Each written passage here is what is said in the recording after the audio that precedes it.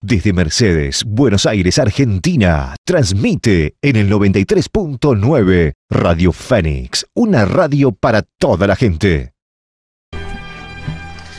Estamos nuevamente con ustedes y tenemos hoy en línea a un querido amigo, un joven pianista que nosotros ya conocemos, que ha estado en Mercedes varias veces, que estuvo también este año en el ciclo de ProArte 2025 y que ha estado en Mendoza tocando un concierto muy difícil de Brahms en el Teatro Independencia, en el mejor teatro de Mendoza, y que por supuesto le ha ido más que bien. Así que para que nos cuente acerca de todo lo que vivió y cómo lo recibió el público mendocino, tengo el agrado de presentarles a Franco Pedemonte, a quien ya estamos saludando. ¿Qué tal, Franco? Buen día, ¿cómo te va? Hola Susana, buen día, ¿cómo estás? Una alegría para mí conversar contigo y con toda la audiencia de Radio Fénix. Igualmente para mí. Bueno, contame cómo te trató Mendoza. Muy bien, la verdad que fue una experiencia hermosa. Bueno, no es la primera vez que yo voy, ya es la tercera. Ah, mira. Siempre tiene la orquesta, tienen dos orquestas. Mendoza es una provincia que tiene una actividad musical bastante importante. Y bueno, tiene dos orquestas profesionales, más algunas orquestas semiprofesionales o profesionales, pero que se contratan para la ocasión. Pero de manera estable hay dos, que son la Sinfónica de la Universidad de Uncuyo y la Filarmónica, que este año cumplía 40 años. Este año fue hace poquito, los 40 años de la orquesta, y para celebrarlo, con motivo de los 40 años de la orquesta, organizaron una temporada bastante intensa, muy interesante y difícil. Y el concierto aniversario, tuve el honor de que me invitaran a mí, fue este 24 de octubre pasado. Se interpretó un programa muy lindo porque se hizo el concierto de Brahms, que yo tuve el placer de interpretar con ellos, y después hice también la suite del Caballero de la Rosa, Strauss. Es una obra muy linda, hermosa, basada en la ópera. Sí, hermosa obra también. Sí, y fue muy lindo, la verdad fue emotivo porque, bueno, era una fecha muy importante para ellos. Asistió también el secretario de Cultura de allí, se hizo entrega de unas placas, bueno, a la orquesta. Fue realmente un momento muy lindo para toda la comunidad.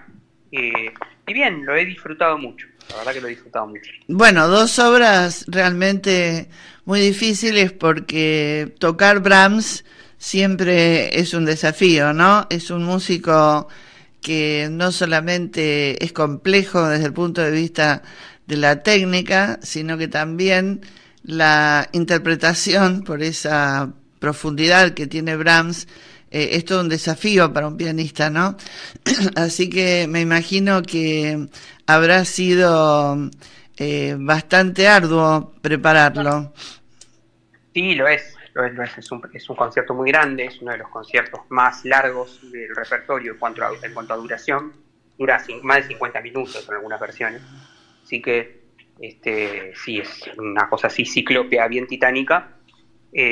La orquesta también, bueno, si bien no es una orquesta tan masiva como en Mahler o en Bruckner o en otros compositores postrománticos, es una orquesta pensada, digamos, para sonar en grande, ¿no? En el sentido de que, bueno, se interpreta como si fuese prácticamente una sinfonía con piano obligado, ¿no? O sea, es un estilo de concierto muy diferente a los conciertos de Chopin, que nosotros, por ejemplo, tenemos en el oído, en donde hay un solista que tiene un papel protagónico y una orquesta que es subsidiaria de ese solista. Claro. En la concepción de Brahms, esos roles tan evidentes se desdibujan. Hay una imbricación muy grande entre el solista y la orquesta. Entonces, por momentos es el piano el que tiene un rol de acompañamiento, por momentos es la orquesta, por momentos son los dos los que están diciendo algo importante al mismo tiempo. Es decir, hay una manera de elaborar el discurso completamente diferente, al concierto típico de virtuosismo, que puede ser el de un concierto de Chopin o un concierto de Liszt, que son piezas que están pensadas para el lucimiento del solista, para que el público se maraville viendo al solista hacer realmente cosas muy difíciles. Aquí el solista tiene que hacer cosas muy difíciles, pero esas cosas muy difíciles no están pensadas para que el solista necesariamente se luzca, sino en pos de una música que va más allá. Claro, porque es una forma de piano sinfónico, ¿no? Podríamos decir, porque es como que el piano en ciertos momentos se va fundiendo también con la orquesta, y eso también habla de la complejidad, porque claro, acá no es ese solista brillante y lucido de Chopin o de Liszt que tiene que demostrar, ¿no? Como en una especie de gimnasia su destreza, ¿no? Es otro tipo de cosas. Por eso yo decía al comienzo que Brahms es complejo desde la técnica, pero también muy complejo desde la interpretación, porque le exige al pianista una profundidad que de pronto en otros conciertos no aparece. Sí. No porque los otros conciertos sean banales, porque hay... No, pero son son concebidos desde otro prisma, ¿no? Exactamente, sí, exactamente. Si bien, por supuesto que hay momentos de gran profundidad emotiva en los conciertos de Chopin, en los conciertos de Liszt, en los de Mendelssohn, pero el objetivo primario, o uno de los objetivos primarios que tenía el compositor al llevarlo a cabo, era un poco el de imponerse como solista, ¿no? Cuando Chopin, por ejemplo, compone sus conciertos, jovencito, él era un recién llegado a París, y justamente tenía que imponerse como un solista importante, siendo que estaba repleto de solistas importantes que componían todos sus conciertos de virtuosismo. Algo parecido pasa con Liszt. Brahms es un compositor posterior, o sea, es una persona que trabaja en la segunda mitad del siglo XIX con una personalidad muy particular. No era dado a ser una celebridad, no era una persona que le gustara el contacto asiduo con fans y con gente y con multitudes, y tenía un carácter bastante más retraído. Y si bien tuvo actividad como intérprete de sus propios conciertos y de música también que él consideraba valiosa, como por ejemplo la música de Schumann, la música de Beethoven, de Bach, no fue una celebridad como lo fue Liszt o como lo fue Anton Rubinstein o esa gente. Fue un compositor metido un poco más en su trabajo, que daba conciertos, pero nada más. Entonces el carácter de su música es completamente diferente, y como vos decís, sus conciertos están concebidos de otra forma. ¿Qué podemos decir para que quienes nos escuchan tengan una idea más o menos aproximada de este concierto, que es un verdadero desafío, ¿no?, para quien lo toca, pero que tiene muchas particularidades? ¿Qué podemos decir del segundo movimiento de este concierto, que muchos lo han tomado como algo casi religioso? Sí, ciertamente, es muy cierto esa observación que vos haces, porque este concierto tiene una historia un poco revoltosa, porque porque la historia es de la concepción, ¿no?, del parto de este concierto fue muy larga. Él lo gesta durante muchísimos años. Empieza la idea de componer el primer movimiento, pero no como un concierto, iba a ser una sonata para dos pianos. Y después no le encuentra Brahms siempre muestra sus composiciones a sus amigos, entonces les pide consejo y ellos lo asesoran. Entre sus amigos sabemos perfectamente que estaba el violinista Joachim, que estaba la esposa de Schumann. Robert Schumann, Clara Way, que era una muy buena pianista también. Claro, exactamente, que fue como uno de los grandes, o el gran amor de su vida. Sí. Ese triángulo amoroso. Entonces él les muestra su trabajo, pero no lo convence. le da después la forma de una sinfonía, intenta que el primer movimiento sea una sinfonía, tampoco lo convence, pasan los años y finalmente termina haciéndolo un concierto para piano, pero claro, la concepción original era sinfónica. Entonces por eso el concierto suena como una sinfonía con piano, porque desde su concepción ya está la idea de la sinfonía. Y el segundo movimiento tiene mucho que ver con lo religioso. De hecho, en el autógrafo aparecen las palabras de Brahms escritas en latín, el Benedictus, arriba de la línea el tema coral que comienza la orquesta, ¿no? La primera frase que toma la orquesta. Y el carácter es absolutamente religioso, es una especie de plegaria.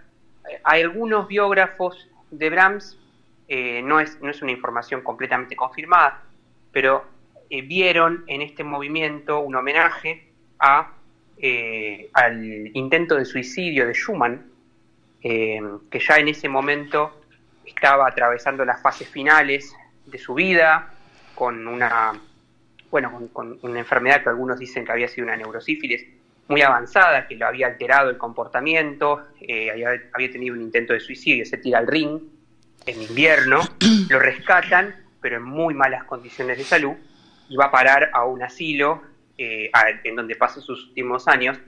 Entonces, Clara tiene que hacerse cargo de la familia, con muchos hijos. Brahms lo ayuda, la ayuda a ella haciéndose también cargo de la crianza de los hijos. Una situación muy difícil, y dicen algunos que lo conocieron que este movimiento es una especie de homenaje a su amigo y maestro, a Schumann. Claro. Exactamente. Claro. Sí, porque él realmente estaba enamorado de Clara, pero él siempre lo quiso mucho a Schumann, ¿no? Es decir, es como que estuvo enamorado a su pesar, pero tampoco nunca lo traicionó a su amigo, ¿no?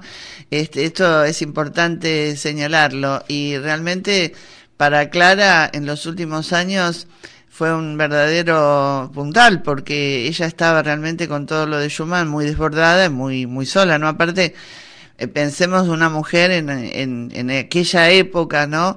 Tan difícil para las mujeres quedarse a cargo de todo en la casa y ser artista, además, ¿no? Bueno, muy compleja la situación de ella, y la de Brahms, que siempre la amó desde lejos, ¿no?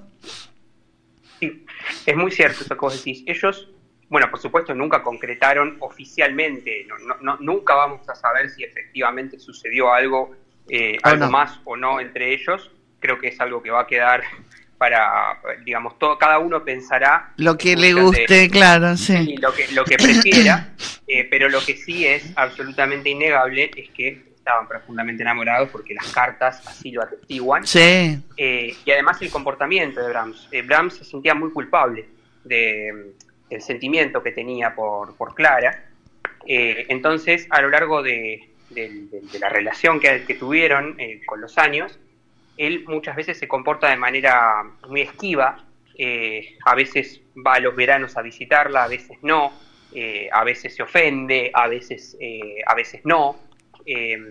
Después, por ejemplo, él tenía un carácter complicado. Sí. Cuando una de las hijas mayores del matrimonio Schumann se casa, él lo recibe muy mal, y le compone una obra, una especie de obra que es la Rapsodia para contralto, un poco en señal de duelo de esta jovencita que después muere muy joven de tuberculosis.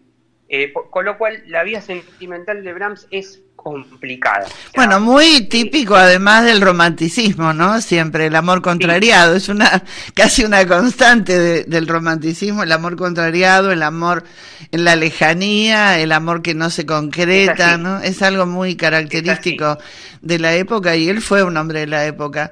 Bueno, y finalmente el tercer movimiento del concierto, después que deja esta suerte de clima casi religioso, tiene un final a todo ritmo, ¿no? Un final que tiene visos del clasicismo, que tiene cierta recurrencia a algún concierto de Beethoven. ¿Cómo lo viste vos este último movimiento? Sí, es tal cual. Sí, está inspirado en el último movimiento del tercero de Beethoven.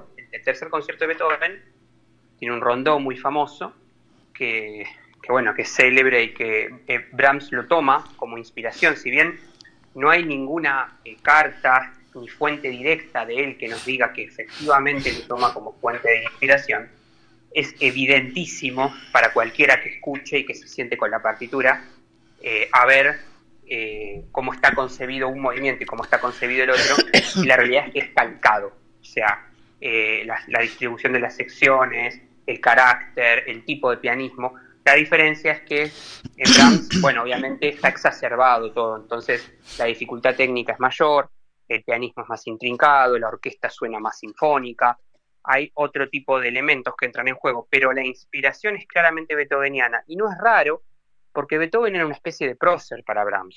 O sea, él, de hecho, en su estudio en Viena tenía un busto de Beethoven colocado arriba del piano, o sea, como lo miraba constantemente, supervisaba su trabajo. De alguna manera, él siempre se sintió a la sombra de Beethoven y siempre sintió que tenía una gran responsabilidad porque, de alguna manera era una especie de continuador de ese legado, ¿no?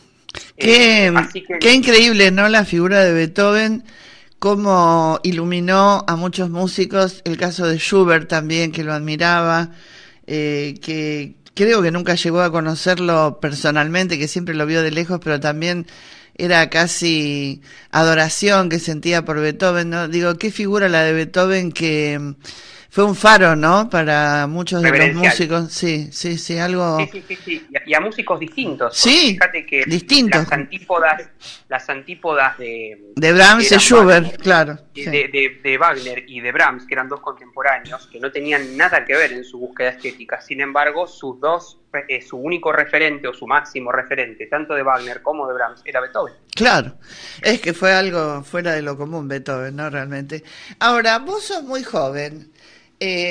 ¿Cómo sentiste o cómo te interpeló este concierto que es tan disímil de un movimiento al otro, que requiere tanto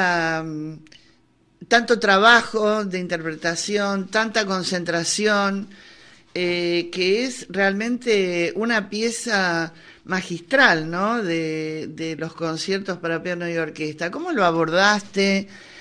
Porque yo te conozco, sé cómo trabajás, sé cómo tomás con seriedad estas cosas, pero digo, ¿cómo te interpeló a vos este concierto?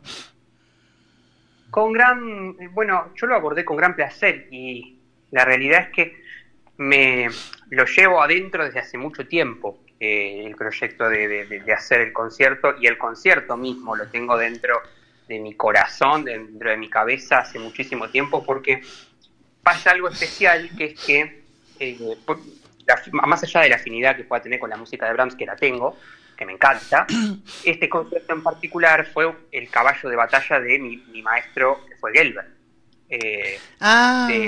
Claro. Claro, fue, de hecho fue el concierto con el que él gana el Prix del disco en el 66, si no me equivoco, que es considerada como la mejor grabación o una de las mejores grabaciones referenciales de este concierto. Entonces, de alguna manera yo crecí escuchando esa grabación, ¿no? Claro. Y además fuiste alumno de Bruno, ¿no? Y además fui alumno de él. Sí. Entonces el haber, por ahí me viene, por ahí un poquito algo especial, una afinidad especial con esta obra. Y después, yo creo que primero descubrir el mundo de Brahms, hacer algo de música de cámara, hacer música para piano solo. Me estaba faltando un concierto. Claro. Me estaba faltando un concierto con orquesta. Entonces dije, es un buen momento para poder abordarlo, porque aparte son obras muy difíciles que requieren mucho tiempo de estudio, y es mejor enfrentarse a ellas cuanto antes, porque como demandan mucho, cuanto más tiempo uno deja pasar, más difícil es asimilarlas después. Claro. ¿Y cómo te recibió el público mendocino? Porque yo que los conozco, sé que son bastante particulares. ¿Cómo recibió este concierto, esta interpretación? No, muy bien. La verdad que, como te decía, es la tercera vez que voy y si bien, por supuesto, a la gente de la orquesta la conozco, a la gran mayoría, siempre me han tratado con mucho cariño y está todo fantásticamente. Con el director también, ya había trabajado anteriormente, entonces fue lindo volver a encontrarnos. Me llamó la atención enterarme que este concierto hacía como 10 años que no se programaba en el Y es que es muy difícil, no es un concierto que se escuche muy a menudo en los conciertos, es muy difícil, no. Es un verdadero tour de force para un pianista, no está tan en el oído del público porque requiere de muchas cosas, ¿no? Como decíamos al comienzo, de un gran dominio de la técnica, pero también de un gran compromiso interpretativo, porque cada uno de los movimientos, a pesar de que hay un hilo conductor, es absolutamente distinto, ¿no? Entonces lo obliga al intérprete a tener que ir mimetizándose con cada uno de ellos y es un verdadero desafío para un pianista. Por eso yo te decía que es una obra muy ambiciosa y que tampoco es común que la encare una persona tan joven como vos, ¿no? Por eso me parece que has hecho un hermoso programa, ¿no? Como para honrar a la orquesta mendocina. Sí, la verdad que sí, fue una alegría y reencontrarme con ellos. Bueno, además hay algunas personas del público que conozco que han venido siempre que me invitó a la orquesta, han venido a mis conciertos, entonces ya tengo como algunas personas queridas que siempre asisten y a las que me vienen a saludar después del concierto. Es una alegría reencontrarme con ellas. Increíblemente, no conozco Mendoza, o sea... ¡Mira vos! No conozco Mendoza porque... No tenés mucho tiempo de pasear cuando llegaste, abocás nada más que al concierto. Nada, yo lo que conozco es el hotel, el lugar a donde voy a comer y el teatro. Pero mirá vos, bueno, hay que ir un día en plan turístico, porque Mendoza es muy bella y vale la pena que conozcas algunos lugares muy lindos que hay. Absolutamente, me encantaría. Bueno, el año que viene, gracias a Dios, nuevamente te tenemos en el programa de ProArte 2026, así que estaremos encantados de escucharte. Este año tuviste el honor de abrir la temporada de los 75 años, que no es menor, porque la verdad que diste un concierto divino. Y bueno, y ahora le vamos a hacer escuchar a los oyentes algunos fragmentos de este concierto maravilloso. Yo siempre me alegro enormemente de cada uno de tus logros, porque también sé, porque lo estuve viendo, que antes de ir a Mendoza estuviste dando un concierto con otros intérpretes en el Salón Dorado del Teatro Colón, que los presentó el maestro Yuri, tu actual maestro. Así que bueno, siempre sigo con mucho interés tu carrera, porque cada vez que te escucho me encanta más cómo tocas, ¿no? Así que yo sé que tenés un gran futuro, porque sos muy serio, porque desde aquel primer concierto que te vimos interpretar en pandemia, hasta hoy ha pasado mucho tiempo y has crecido enormemente como intérprete y tenés un futuro realmente maravilloso, ¿no? Bueno, te agradezco tanto tus palabras. Para mí siempre es una gran alegría volver a Mercedes. Y sí, es cierto eso que decís, que se hizo una serie de homenajes que organizó mi maestro, José Luis Yuri, que la verdad una labor espectacular. No solamente homenajeó a su maestra, Edith Fischer, sino que también se va a homenajear a Gelber, hace poquito se homenajeó a Gintoli. Hubo una serie de personajes así muy importantes que la verdad que me parece fantástico que se honre su figura.